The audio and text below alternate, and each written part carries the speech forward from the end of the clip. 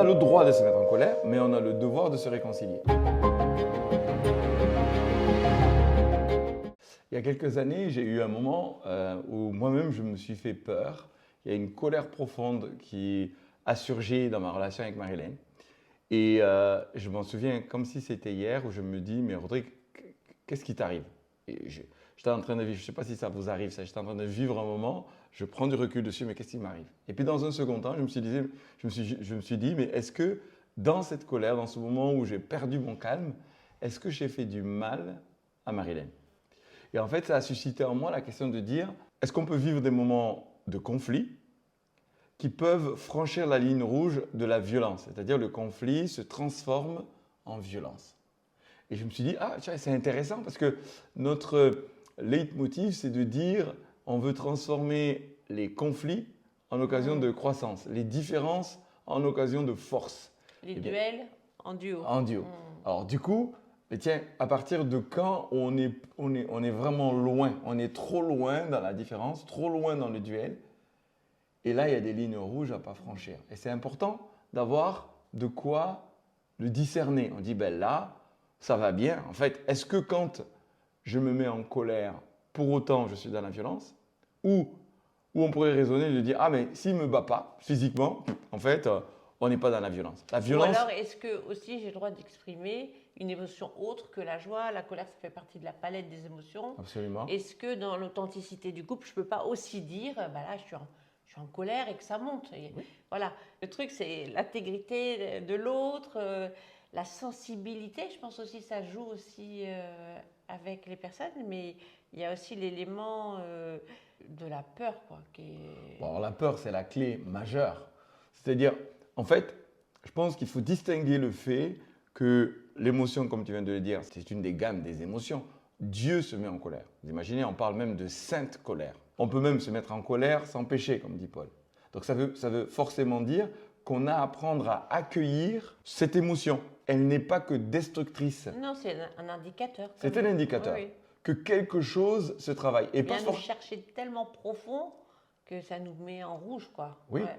Alors, ça peut avoir trait à notre conjoint ou même toute autre personne, mais ça dit beaucoup de choses sur soi. Et des fois de notre histoire. Oui, ça dit quelque chose sur notre histoire, ça dit quelque chose sur notre éducation. Il y a plein de choses qui se jouent. Et nos valeurs. Mais il est important d'écouter ce que le symptôme de la colère dit.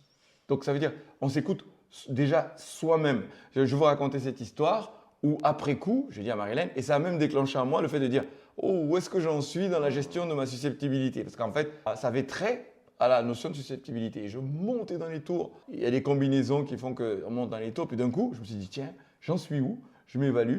Et puis je réalise que je suis toujours en chemin, malgré tout.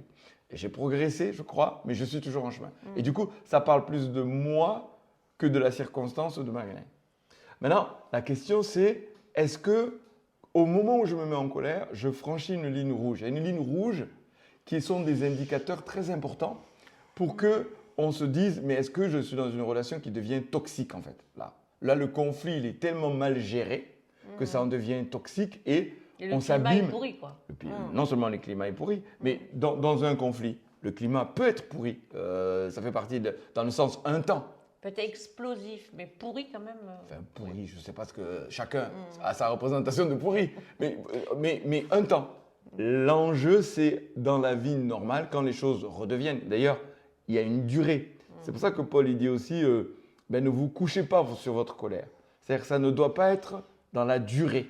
Ça peut durer 1 heure, 2 heures, voilà. Bon, chacun de nous la durée. Mais plus c'est long, plus c'est une occasion, là pour le coup, dans ce texte d'Éphésiens, il fait référence au fait que ça peut donner accès au diable, il dit. Hein, d'accord? Ne donnez pas accès au diable. Bon, pour le coup… Ça fait flipper. Un peu, parce que quand on a le droit de se mettre en colère, mais on a le devoir de se réconcilier. Et plus on se réconcilie rapidement, d'où l'idée, ne vous couchez pas sur votre colère. Oui. Après, on n'est pas égaux dans la redescente émotionnelle. Parce qu'à des moments, quand ça monte, il y a des personnes qui ont besoin de plus de temps, d'introspection, pour que ça redescende. Il faut… Oui, mais ça n'empêche que même si on n'est pas égaux, il ne faut pas que ce soit long. Oui, C'est-à-dire que tu on peux fait pas ce dire, qu'on peut. bah, bien sûr qu'on fait ce qu'on peut. Mais si tu dis, si au départ tu mettais 10 jours à t'en remettre, Non, ben, il faut trouver, tu vois, ce que je veux dire, c'est qu'il y a toujours une mesure. Bien sûr qu'il y a ceux qui rapidement, boum, tu sais, ils sont de nouveau disponibles à la réconciliation, c'est comme si de rien n'était. Et puis pour ceux pour qui c'est plus long. Mais il y a une mesure qu'on va trouver raisonnable. C'est-à-dire que pour certains, si le repli sur soi dure trop longtemps, c'est dangereux. Et c'est là où ça devient dangereux. Donc il y a une promptitude à se réconcilier. Ça, c'est une règle d'or. C'est-à-dire, je suis bien disposé, je mets tout en œuvre pour me réconcilier, pour me redonner à l'autre. Oui, l'idée, enfin, moi je le vois aussi comme le fait de ne pas durcir, rester dur dans la colère. Parce que la colère, elle peut monter. Mais à un moment, on peut la conserver intense. L'idée, Avec c'est pas de du s'endurcir. ressenti, En voilà, fait, se mettre en colère est une chose, mais s'endurcir, c'est autre chose. Quand le cœur s'endurcit parce que on veut se protéger ou on veut se venger, ou là, on rentre dans quelque chose qui est dangereux. Et puis aussi, ce qui se passe, c'est que du coup, on se détache, tu vois, de la relation. Oui. C'est- La question, c'est pourquoi on se détache de la relation. Ça peut être et par protection, et par vengeance. Il y a plein de moteurs qu'après, faut un peu prendre le miroir et essayer d'analyser. On peut aussi prier pour savoir c'est quoi là qui m'a remué autant. Je crois que Dieu est notre soutien même dans les conflits, même dans les colères, et que c'est celui qui, avec sa lumière, vient un peu des fois dans le labyrinthe de nos cœurs et il peut nous montrer aussi.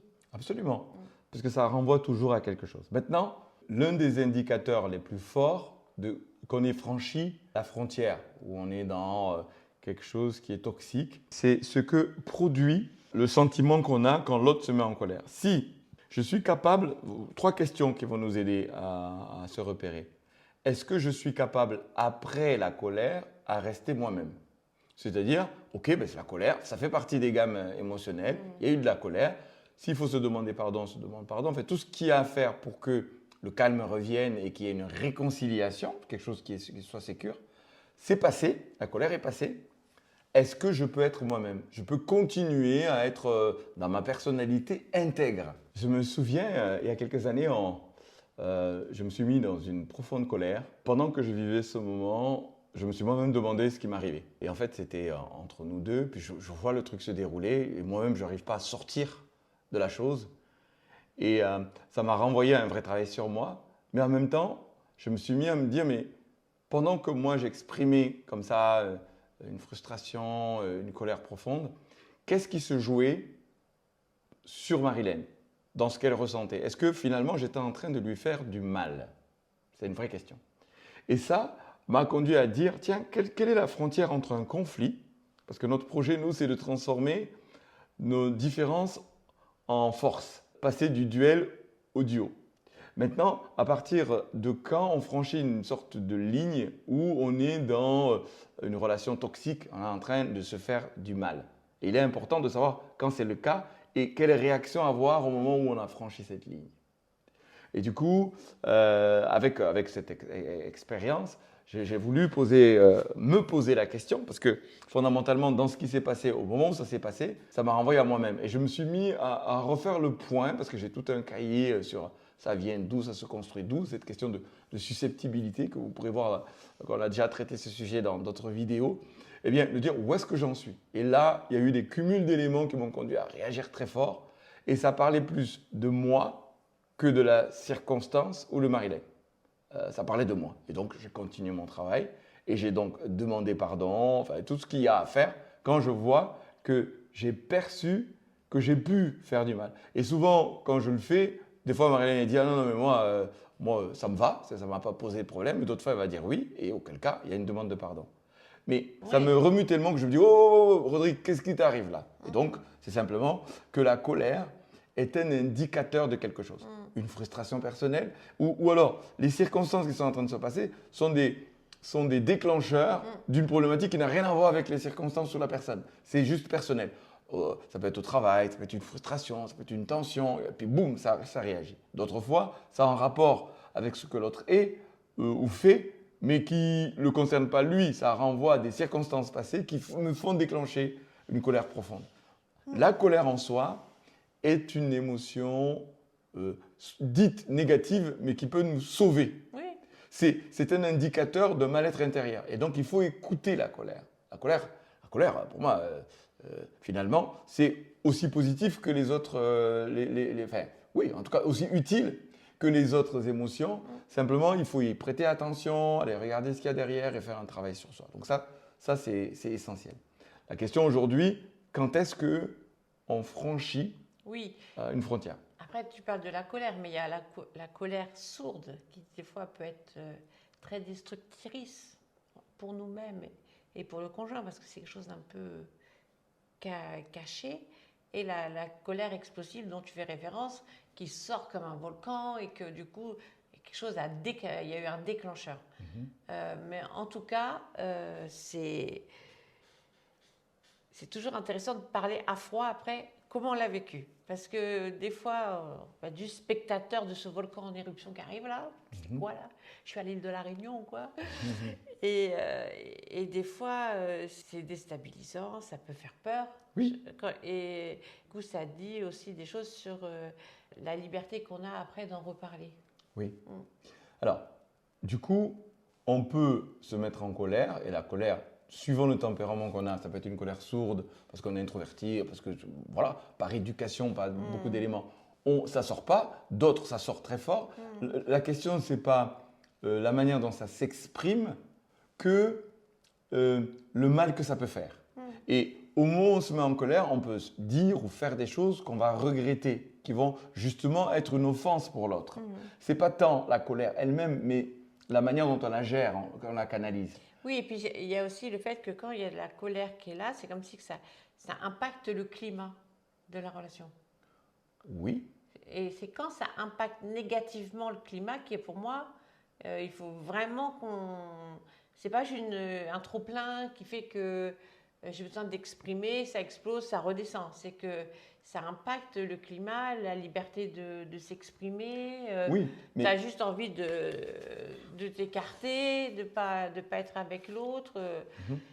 Mais est-ce que, admettons, allons jusqu'au bout de la métaphore de la météo, la colère peut amener un orage, de la pluie. Mais est-ce que l'orage et la pluie, forcément, c'est un mauvais climat? Il y a de la météo, mais s'il y a un toit et qu'on est protégé, qu'on est en sécurité à l'intérieur de la maison, ça a beau avoir de la colère, on ne se détruit pas. C'est-à-dire que pour moi, l'enjeu, c'est comment accueillir cette émotion qui n'est pas agréable. On ne peut pas dire que ce soit agréable, mais qu'on retire la leçon qu'il y a à retirer, mais on reste en sécurité. C'est-à-dire la relation est en sécurité. C'est-à-dire j'ai le droit de me mettre en colère. Ça me fait penser à un verset biblique où dans la Bible, Dieu se met en colère. On parle d'une sainte colère. Jésus s'est mis en colère. Jésus a été indigné, il a eu des sentiments très forts qui sont pas, c'est pas agréable. Mais ça n'empêche que c'est sain de les accueillir. C'est sain de leur donner la possibilité de s'exprimer.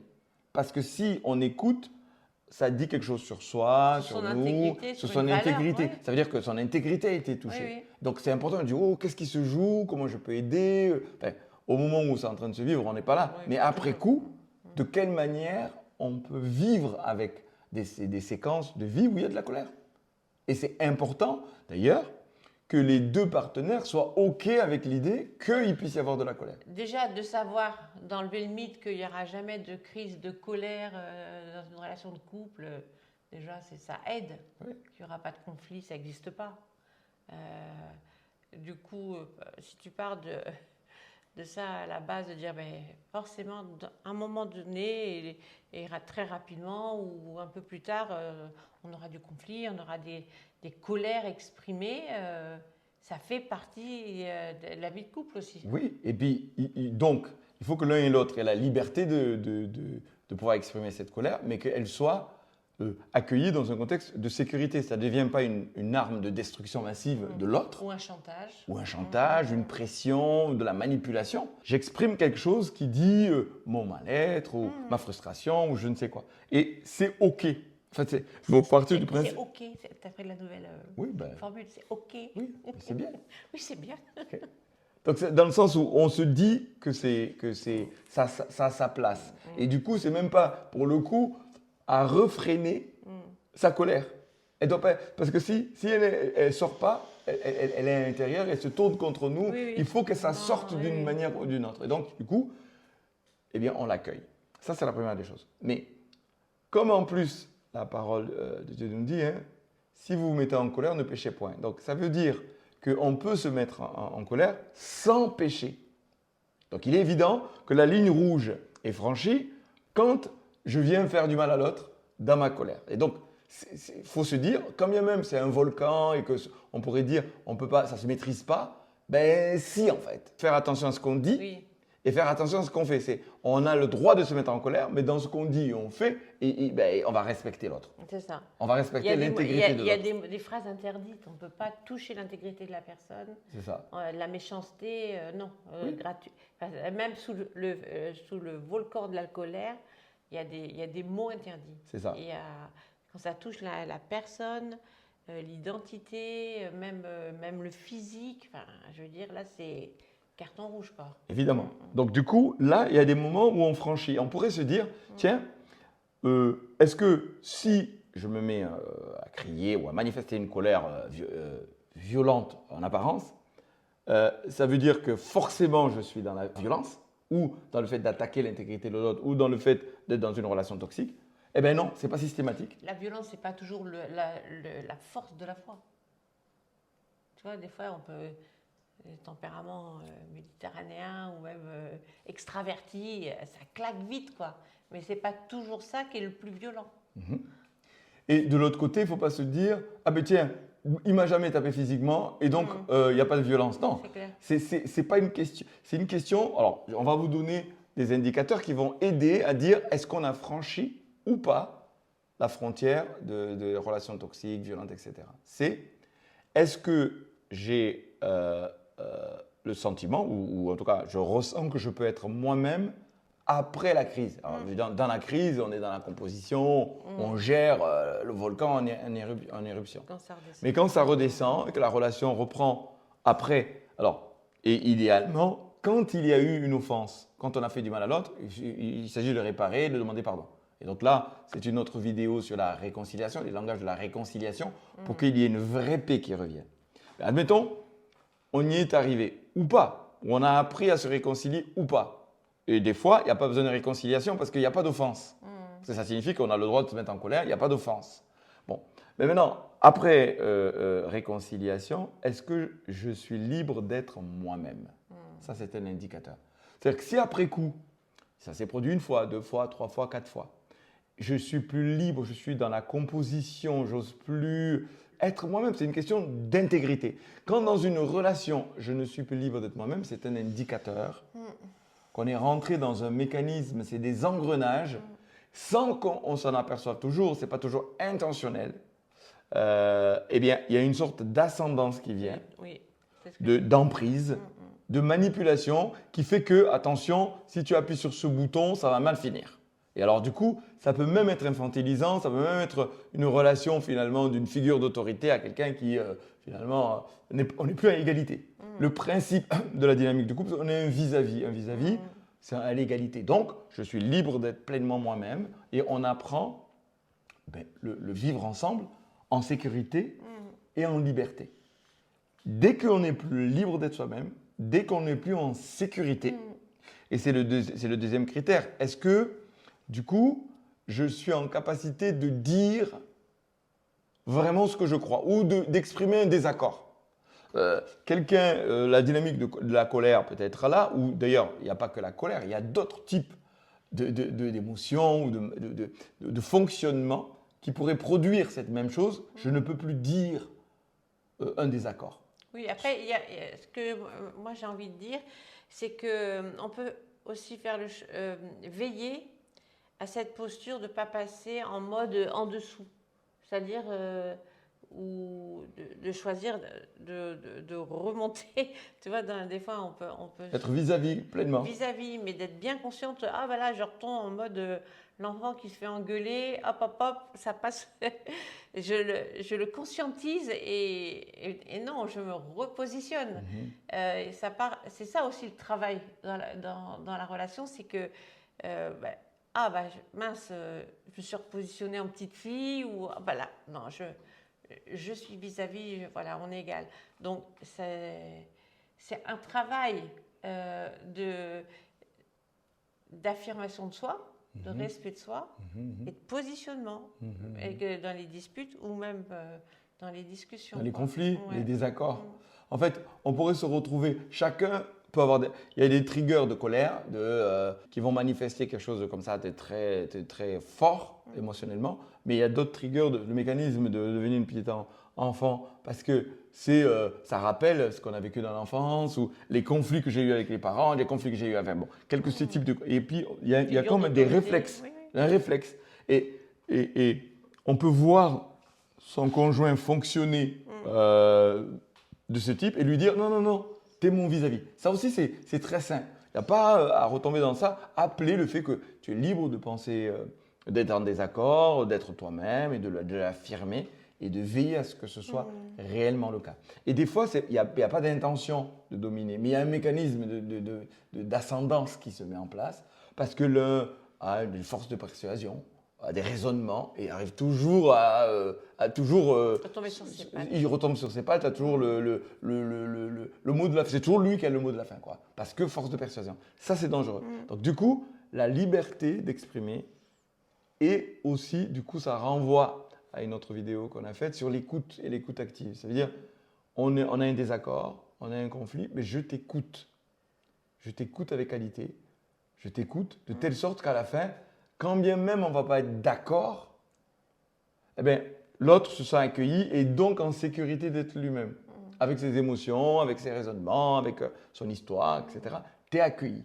Et ça, c'est vraiment un indicateur très important. Du coup, la notion de peur ou d'insécurité est un indicateur fort qu'on a franchi ou en tout cas, on est rentré dans un mécanisme, un processus dans lequel si j'ai peur de dire ou d'être ou de fonctionner, c'est un indicateur où la violence est installée. C'est une violence qui n'est pas toujours physique, mais c'est une douce violence. Enfin, il n'y a pas de douce violence en fait, mais c'est de la violence. Et cette violence, elle va gangréner la dynamique de couple parce qu'au bout d'un moment, quand notre intégrité est entamée, ben, on va bakoffer et puis la mauvaise santé arrive. Et c'est aussi le fait qu'après, on trouve une forme d'équilibre dans ce déséquilibre-là. C'est un peu subtil, mais on peut s'habituer et pour pas... Parce que c'est du travail en vrai d'aller voir ça, ça demande de la confiance, de la sécurité pour ouvrir les dossiers. Mais moi, je vous encourage à vraiment pas que ça s'installe. Je parlerai peut-être à la Marilène d'il y a 30 ans et je l'encouragerai à le dire, à tout de suite se positionner, même si je crois qu'on a bien cheminé ensemble sur position vis-à-vis et gérer les colères. Mais voilà, choisir le bon moment, mais rester en vis-à-vis. Notre travail, c'est aussi de rester toujours positionné. Que ce soit la femme qui a l'ascendance ou l'homme qui a l'ascendance. Ce principe dont on parle s'applique dans toutes les dynamiques relationnelles. Ce mécanisme où il y a une dynamique qui se met en place, comme un peu une dynamique animale. Hein. Parmi les animaux, il y a toujours cette logique de qui est le plus fort, qui a le dernier mot. Et du coup, on peut se retrouver dans des mécanismes de violence où on n'est plus libre d'être soi-même, on n'est plus libre d'exprimer son désaccord. Ça veut dire là, c'est un indicateur. C'est un indicateur. C'est un indicateur. Donc c'est important à ce moment-là de réagir. C'est pas obligé de réagir violemment, parce que des fois, quand notre intégrité est touchée, c'est sûr qu'on a une tendance à se protéger et donc des fois ça peut... Et à rattaquer. Et là, c'est des mauvais mécanismes qui se mettent en route. Mais sinon, de pouvoir en parler. Et déjà, c'est d'oser confronter. Comme je dis confronter, c'est pas belliqueux. On peut pas dire, mais tu vois, en fait, curieusement, je me retrouve à être pleinement libre d'exprimer, d'avoir des peurs. Et de le dire à un moment où on est vraiment en écoute, en temps de qualité. Ah bon, alors je suis désolé, et puis on fait un travail sur soi. On peut se le faire entre nous, mais si on voit qu'on ne sort pas de là et que ça vient chercher des choses trop profondes, il vaut mieux consulter. Alors, si vous avez été touché ou concerné par cela, on vous propose déjà de suivre nos autres vidéos sur YouTube. C'est Couple épanoui, Rodrigue Sacramento, mais aussi de le partager. Alors, vous pourrez l'envoyer à votre conjoint s'il s'agit de vous. Alors, c'est un peu courageux, mais je vous encourage à le faire. Parce que ben, voilà, c'est un message de dire tiens, qu'est-ce que tu en penses? Et on peut en parler. Et comment tu nous évalues aujourd'hui? Et vous pourrez l'envoyer aussi à des personnes, si ce n'est pas votre conjoint, mais à des personnes auxquelles vous pensez, puis que ça pourrait être utile pour eux. Voilà, donc on vous encourage à sortir de la peur, à sortir de l'insécurité, à sortir et à protéger votre intégrité dans le but d'être un, mais restez deux pour vraiment être un. Ce n'est pas une fusion, c'est une alliance. Donc bonne continuation dans votre marche, on est ensemble.